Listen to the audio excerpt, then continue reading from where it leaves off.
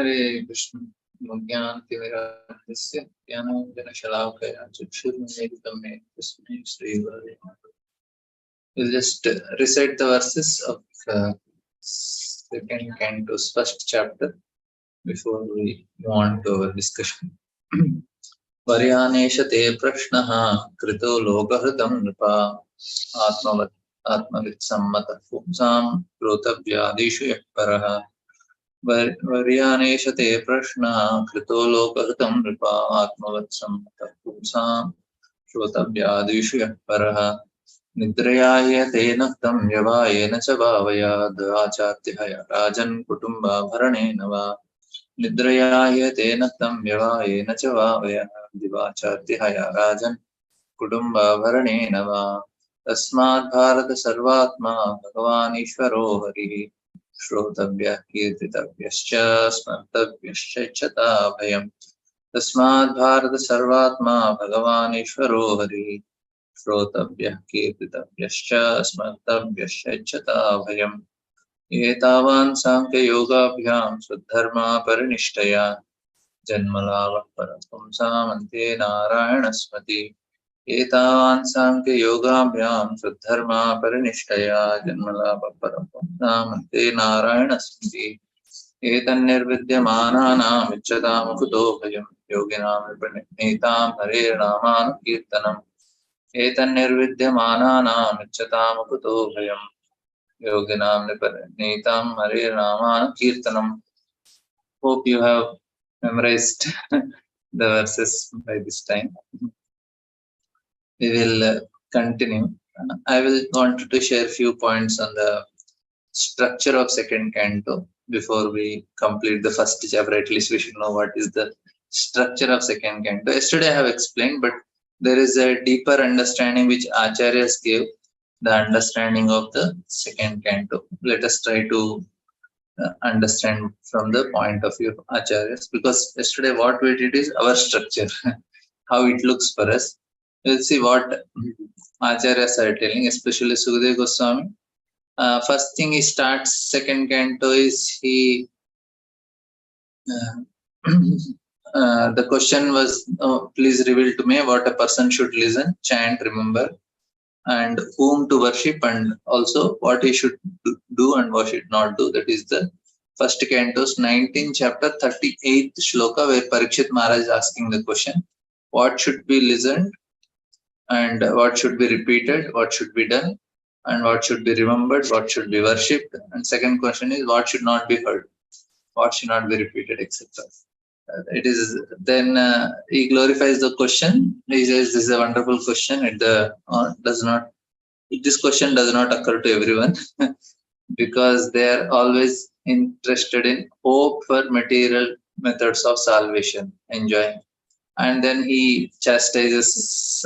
They are too attached to the unreliable warriors of their body and children and wife. That is what he explains. But now I'll come to the main. He says there are three main angas or hearing, because we discussed second canto is sadhana tattva, first canto is adhikara tattva. This is what our acharyas want us to learn from each canto. They should know what is the qualification to hear Bhagavatam. That's why Parikshit Maharaj story. Now here, how should we hear? Now hearing has three angas, the three main angas of bhakti sadhana. Now if it is that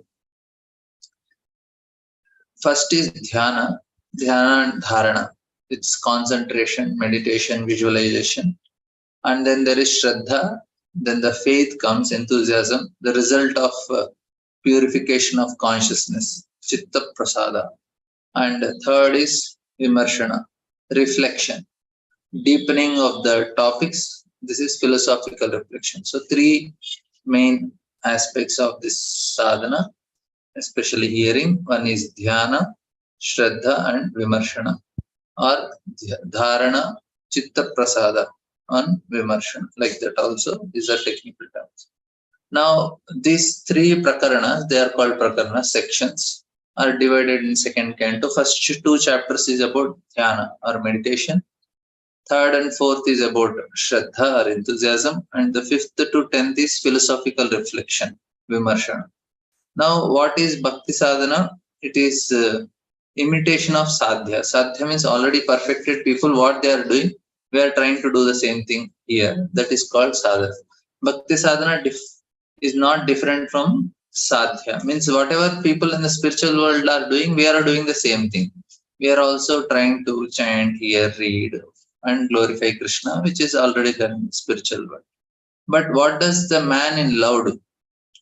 Because this is, we are doing sadhana, we have dhyana, shraddha, and vimarshana, right? Now in the spiritual world, they have love for Krishna. If somebody has love for Krishna, first thing what they do, they constantly keep the image of their love in their heart, dhyana. Second is, he is always enthusiastic about one he loves.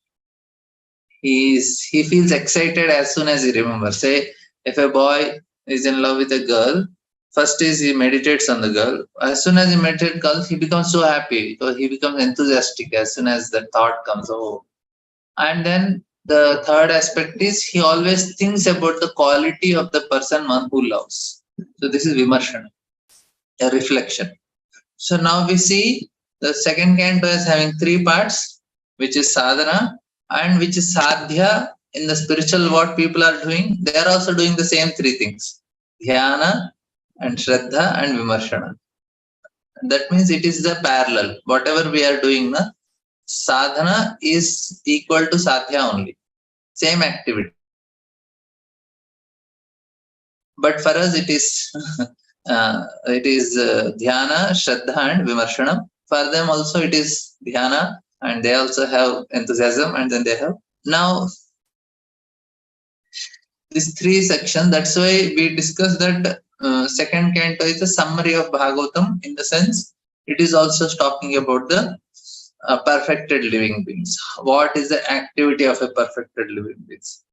And meditation is divided into two categories. Meditation on a visible form of the Lord is Virat Rupa, that is first chapter. Because first two chapters is what? Meditation, right? Meditation on two ways. One is visible form of the Lord, that is Virat Rupa. And second is meditating on the form of Lord within the heart, that is Paramatma. So this two chapter, first chapter tells how to meditate on Virat Rupa, second is this. And then second section is what? Second section is second two chapters, third and fourth. And the topic is, what is that? Prakarana, Shraddha, or enthusiasm, results of hearing. So there are two varieties. Now listening, first is listener's enthusiasm and narrator's enthusiasm. So these are the third and fourth chapters. So third chapter is about Saunaka Rishis, how they are enthusiastic to listen. And fourth chapter is about Sukadeva Goswami, who is speaking, how he is enthusiastic and his enthusiasm is speaking.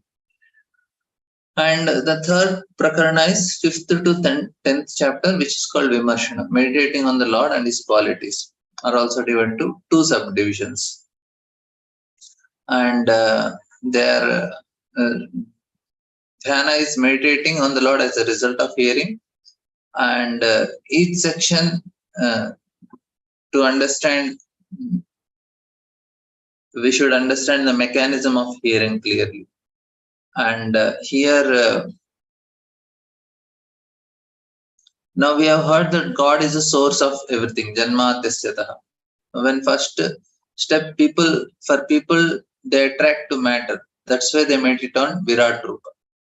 We were discussing, I told why we meditate, why people are told, because they are able to see matter very easily. Then to tell them to meditate becomes easy. Just trying to see this whole world in connection to Krishna. Then our usual meditation is meditation on the good and bad of this world. I like it, but this is disgusting. I don't like it. We always constantly make some judgments. We judge, we condemn, we glorify the things, the phenomena of this world. This is called Gramya Katha. As long as our mind is attached to the dualities, I like, I don't like, attachments, because of this attachments only of I like, I don't like, we cannot stop judging, and we will not be able to live this world and have a darshan of Krishna. Only when we leave this I like, I don't like, we discussed this also. This is sinful mentality. That is the reason we are stuck here. When we give up this duality of this world, we can, if we are seeing things in relation to Krishna, then we'll not see duality in this world. We will be able to see, oh, this is all arrangement by Krishna for my benefit. That is what Sukadeva Goswami is trying to explain here.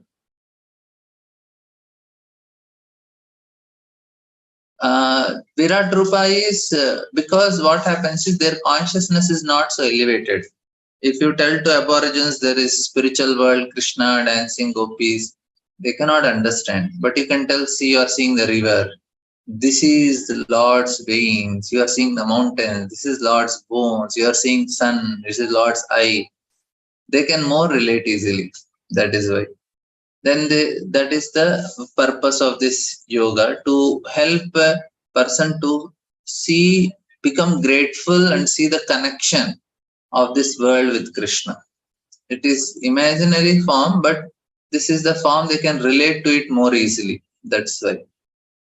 And for them to accept a cowherd boy in Vrindavan as Supreme Lord is quite difficult. It says, I am also cowherd boy, only they will say. We are also herding cows. How can he be God? For them, we have to show something very grand here like that. And then we have seen in this first chapter also, there are 8 steps, a gradual reversal of consciousness. This is actually what is yoga is teaching us. Yoga teaches reversal of consciousness. How our consciousness caught up in matter, we have to now reverse it. Reverses anavriti shabdas, you have to reverse.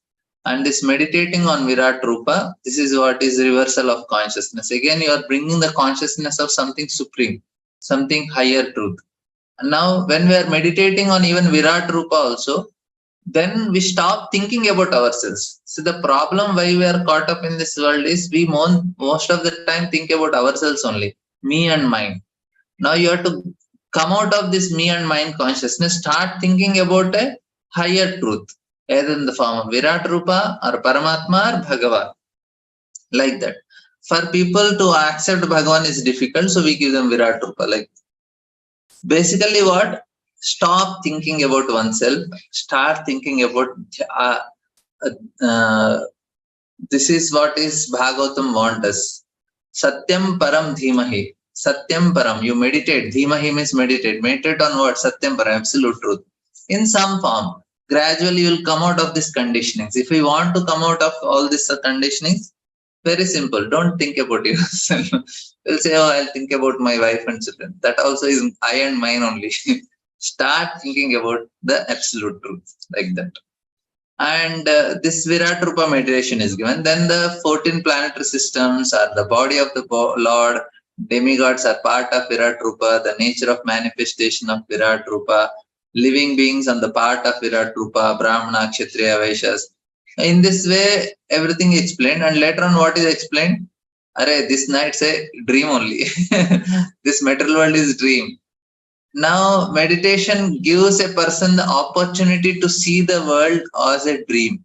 This is the advantage. He can understand, array, this is a dream place. That helps. And then you want to get rid of this attachment. And the second most important thing is envy.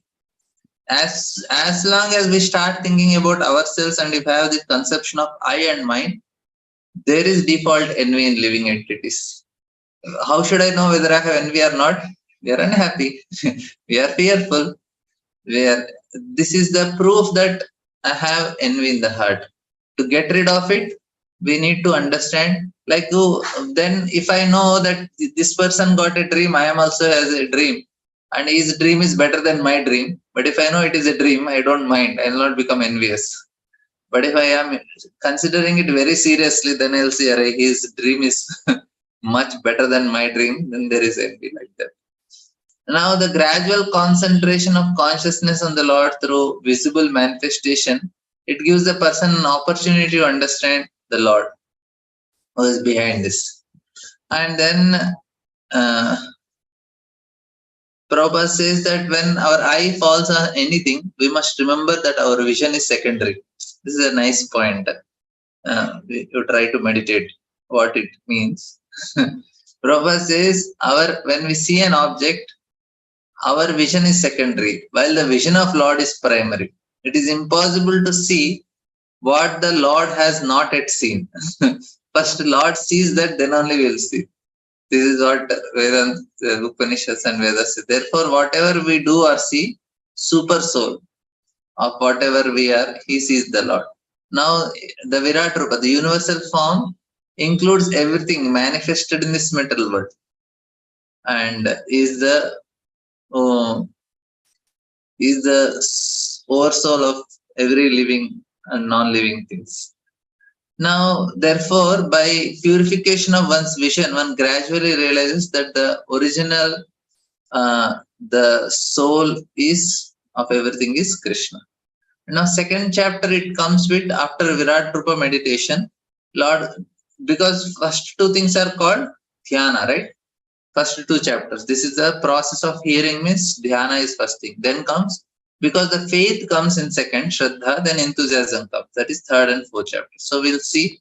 This is and meditation on Virat Rupa turns. This is meditation on the personal form of the Lord. This is the second chapter. Sorry, Lord in the heart. So this describes two types of mukti, krama mukti and sadhya mukti. This is a deeper form of meditation, but it is also a result of hearing only about the Lord. Meditation is done correctly and leads to realization is only bhakti. That is the third. And second section is what? Shraddha, which is third and fourth chapter. Shraddha means Shraddha. When Shraddha comes, there is enthusiasm. Without enthusiasm, there is no. This is Shraddha and faith. Like say, I give example. If I am enthusiastic that okay, if I eat this food item, or if I get this car, if I have this item, I'll be happy. I had the faith on that object. Then I want to acquire it. Then there is an enthusiasm can be acquired. And without this, we cannot achieve anything. And hearing about the Lord, it generates faith and enthusiasm. Enthusiasm is manifested. And now there is Shraddha makes it's like a fire, it burns. And there are three levels of we invite goddess of Shraddha in the morning every day, and and this is very important. Yeah, this notes is there, and I'm going to explain it more detail on Sunday, our structural review also. I'm just giving briefly because I have to cover other things. So I'm just trying to give you, I have notes, I'll share definitely the notes. I'll share the previous notes also in this group also, and Sunday classes also we can have on the structure. Because of course I know without notes to remember is also difficult. I have to make the notes in a proper way. I have notes now, I am seeing the notes and speaking, but it is not properly found. I want to make it proper and share with you. I'll share. What we have to do now? This is one thing I am learning now. If you want to get it done, you have to say that you will do it. Then to maintain, because if you say and you don't do, what happens is intelligence gets distorted. That will spoil our intelligence. Our buddhi will become weaker. If you commit something, if you don't do, buddhi becomes weaker, and that is the danger. We should never. Buddhi is very simple. If you tell, especially manas, you tell you will do it, you do it, then it understands. But when we say and we don't do it, then it gets confused, and then it gets destroyed. And that is the cause of all other problems also. We become weaker. Anytime commitment, we try as much as possible to do it, which is to make our buddhi very stronger. When you say, it does not think otherwise. You say, oh, he said, no, you should do only. In that way, we should train. It is very helpful. That is why I try to say something, even though it is, I'm lazy to do, but if you do it, it helps. This is the advantage. And then the third part is very important. If you need faith in bhakti. Now, I won't be able to focus on listening if I think there are some other better ways to help me solve my problems. Then I don't focus on bhakti. Now, faith uh, is very important. We all believe, but reality is more interested. People are more interested in freeing from suffering. If people want to get rid of sufferings, that is not actually bhakti. And Vedas provide various opportunity to engage in different types of practices to help us to enjoy in this material world or get rid of these sufferings. Now, the third chapter, which is telling about worship of different demigods. Why it is told that this is the obstacle for our bhakti. That's why these things are given. He says, Array, you are going for so many other things, but no need. How? Like the third chapter conclusion, Surya Goswami says, not conclusion, in the middle he says, Akama sarva kama va moksha kama udhardi tivrena bhakti yogena jat. Because in this chapter he explains, oh, you go to this demigod, you will get this, you go to this demigod, you got this. But then in the end he says, only the Supreme Lord is the real object of worship. There is no need to worship any other god. This is called faith. When we hear that no need, this chapter describes two obstacles that dilutes our enthusiasm. What is that? One, worship then demigods, and other Vedic, other methods, which like pranayama, yoga, raw food diet, or carrot juice, or so many upasana, and so many things are there, which people take shelter. But one should know that this is not needed. Of course, they can use a secondary limbs, what Prabhuji was telling. But more important, we need to know that what I need is Krishna only, and this is the main thing that can lead me out of this material world. And here, other ways of solving problems, worshipping demigods, another is concentrating on the body and senses, which prevents the senses from engaging in the service of the Lord. So when doing sense gratification, that is also given in the chapter. How if we are engaging our senses in sense gratification, that is an obstacle for our faith. One should try to develop the faith in here in the qualities of God. So these are the few things. And this chapter, of course, there are many things. He very heavily speaks. Every rising and setting of the sun, the life duration is finished, and he says trees are there. Why? No, does trees don't live? They don't breathe. Bellows of the they are also speaking, and animals like dogs, hogs, camels, they are also glorified, and you are also glorifying others. So many nice things are told. The tongue is like a taw of the frog, it is croaking, and ears are snake holes, and like that. The turban is the heavy weight on a drowning person. Very nice things are explained in the in the third chapter. And then the fourth section is about of course the fourth chapter is the half is about the enthusiasm of questions of Parikshit Maharaj, and remaining thing is the enthusiasm Sukadeva Goswami, where he offers his Mangalachar, like that. So this is nicely explained how. We will discuss it further. We will just complete some of the. We have 2, 3, and I will come to the second chapter. Some of the verses also. Very nice purports that are given, which are very helpful for us to. Some of the purports are very helpful. That knowledge which Prabhupada is trying to share with us will help us in many ways, like that. And yesterday we discussed one thing, that we cannot get rid of desires so easily, but if they are not very harmful, we can work in fulfilling the desires with very one important thing, by giving up hope that they will make me happy. That is what is we have to train our mind. We should be very completely sure that by my having this independent bungalow, or having this car, or having some Europe tour or Malaysia or some other place, I have the desire, but I am not going to be happy even if I do it also. This is what is a devotee. And then we saw this translation. The Virat Rupa's face is the Brahmanas, his arms. Any questions till now? Everything clear?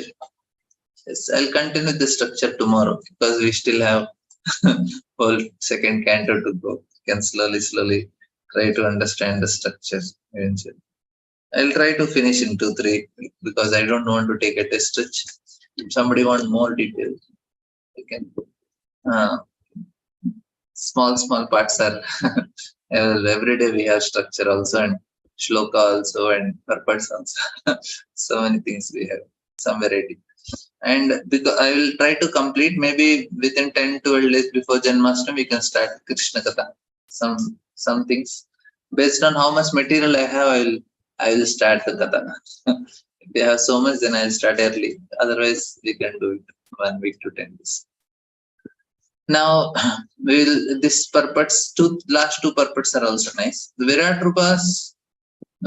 Purusha's face is the Brahmanas, his arms are the Kshatriyas, his thighs are the Vaishyas, and the Shudras are under the protection of his feet. All the worshipful demigods are also overtaken by him, and it is the duty of everyone to perform sacrifice with feasible goods to appease the Lord.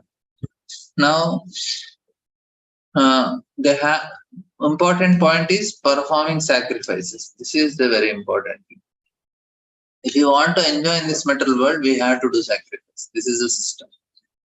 And I will tell about demigod worship in the 3rd chapter. Very nice things. Yesterday I went to Bhaktidir Damodar Maharaj.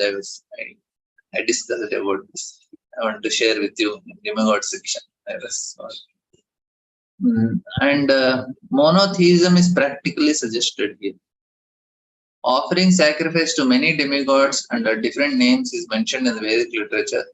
But the suggestion made in this verse is that all those varieties of demigods are included in the form of Supreme Personality of Godhead. They are only the part and parcel of the original whole. Similarly, the divisions of the order of human society, namely the Brahmanas, the intelligent class, the Kshatriyas, Vaishyas, Shudras, are all included in the Supreme Body. And no important thing is, as such, sacrifice by every one of them in terms of pleasing the Supreme by feasible goods is recommended. Generally, the sacrifice is offered with clarified butter and grains, but with the progress of time, human society has produced varieties of goods by transforming material supplies by God's material nature.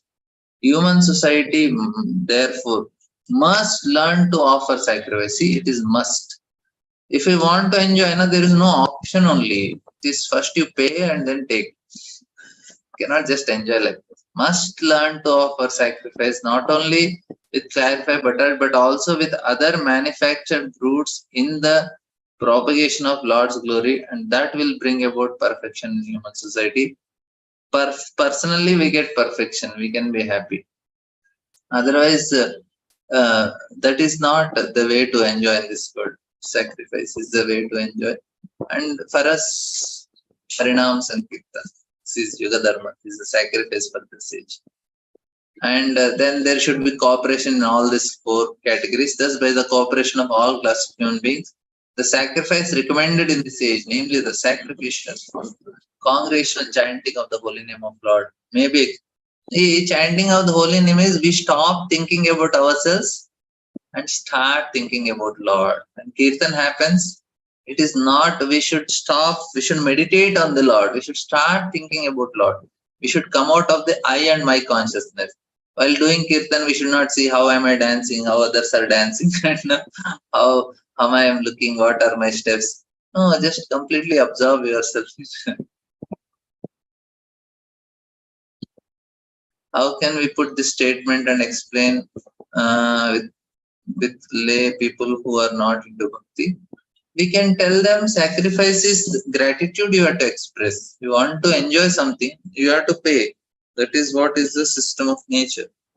You cannot, without technology, you cannot take. You cannot just go and take anybody's property. You just ask them, if they are giving, you can take. And Lord is willing to give, but He's telling at least you acknowledge, be grateful for what you are getting.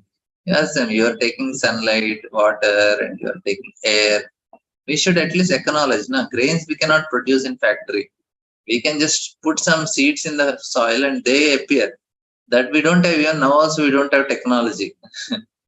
How does the grains they transform into plants and fruit trees and all?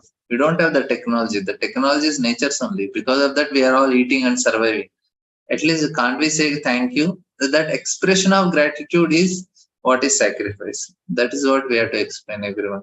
If they don't do sacrifice, even it is not for us only. Any religion also, they have, everybody has, everybody says you perform some austerities, you pray to the God.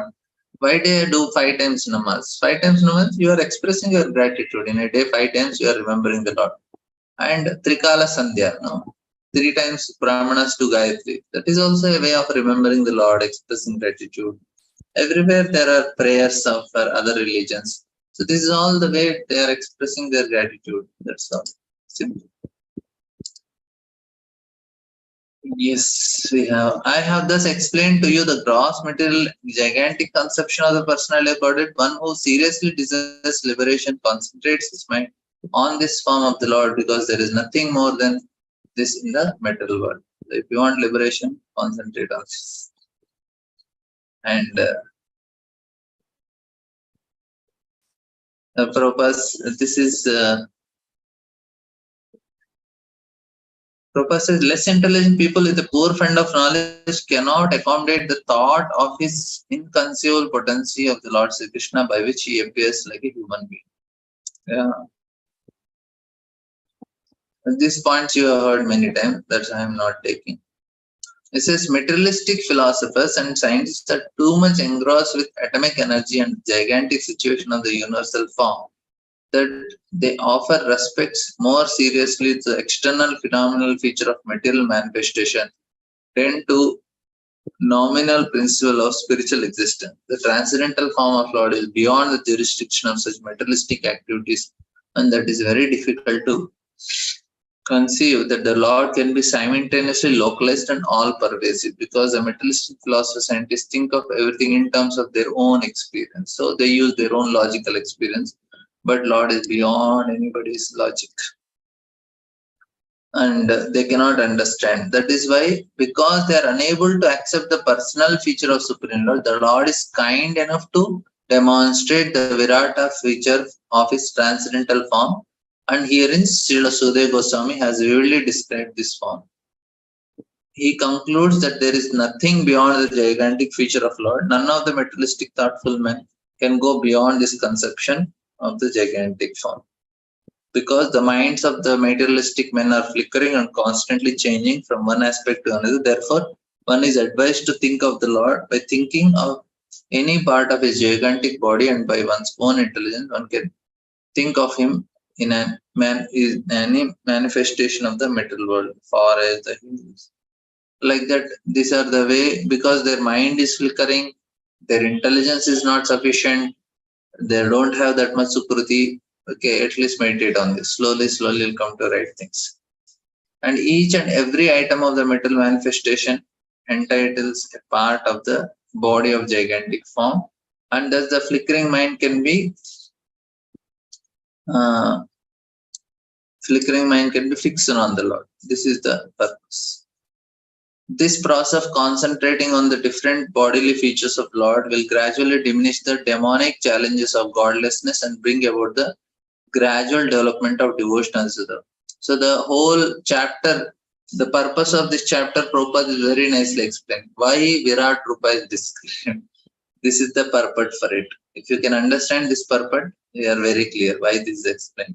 Everything being a part and parcel of the complete whole, the neophyte students will gradually realize the hymns of the Ishopanishad, and which state that the Supreme Lord is everywhere, and thus he will learn the art of not committing any offenses to the body of the Lord.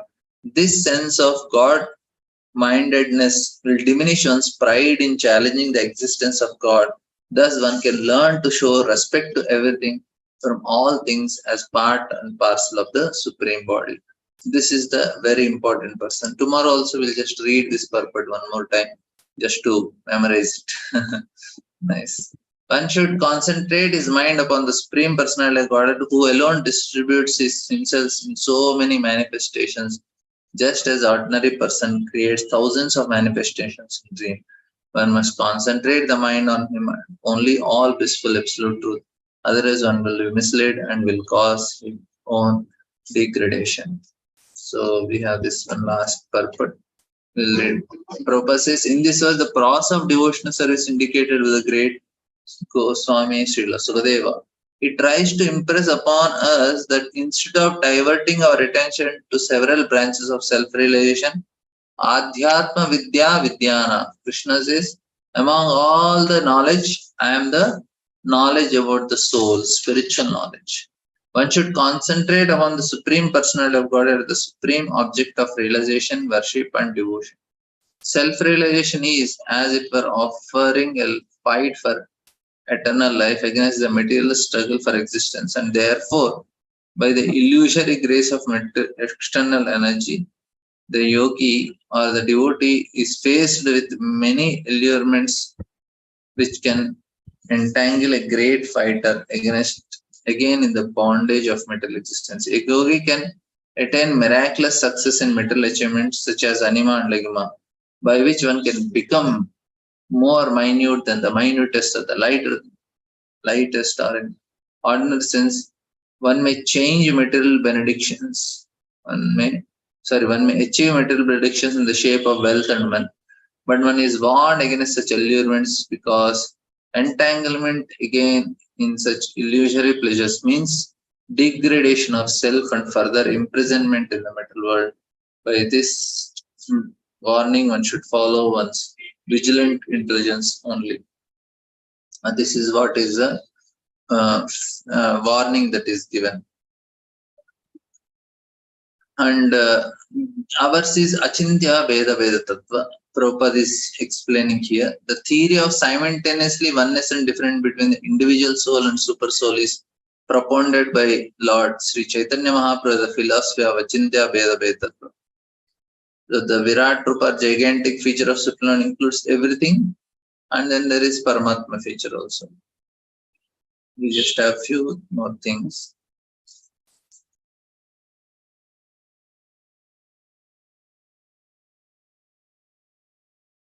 Yeah, this is also about Sripad Shankaracharya has definitely accepted Narayana is beyond the material creation, that all other are within the material creation. The whole material creation, therefore, is one without the different from Narayana simultaneously. And this is supports the Chintya Veda Tattva philosophy of Lord Chaitanya, Sri Chaitanya Mahaprabhu.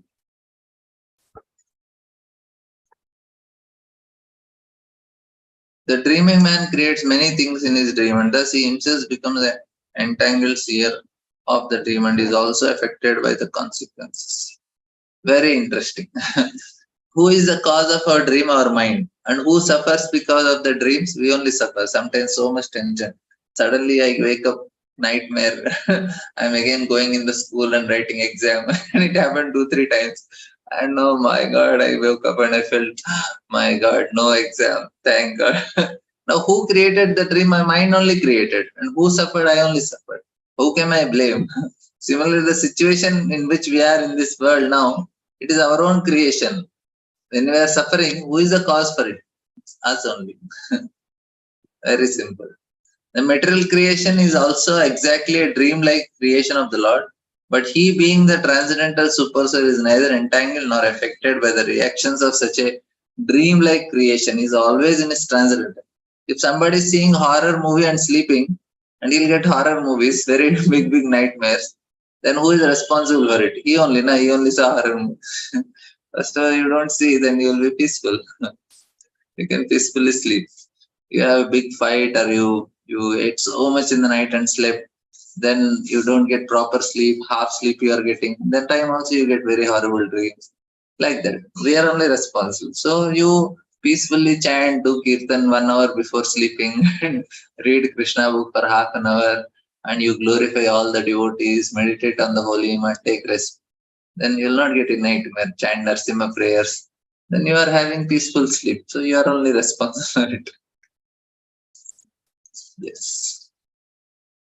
This you heard many times. I am not reading. The human life, however, is an opportunity to get out of the repetition of creation and annihilation. It is a means whereby one may escape the Lord's eternal external potency and enter into his transcendental potency. Tomorrow, day after tomorrow, I will not be able to take. Tomorrow I'll take. Tomorrow is Thursday. Friday will not have. Will be trapped. And thus, in the Bhaktivedanta purport of second canto, first chapter of Srimad Bhagavatam, entitled "The First Step of God Realization." Second chapter is also very important. We'll start tomorrow. Break for Hare Krishna. Grantara Srimad Bhagavatam ki Jai. Srila Prabhupada.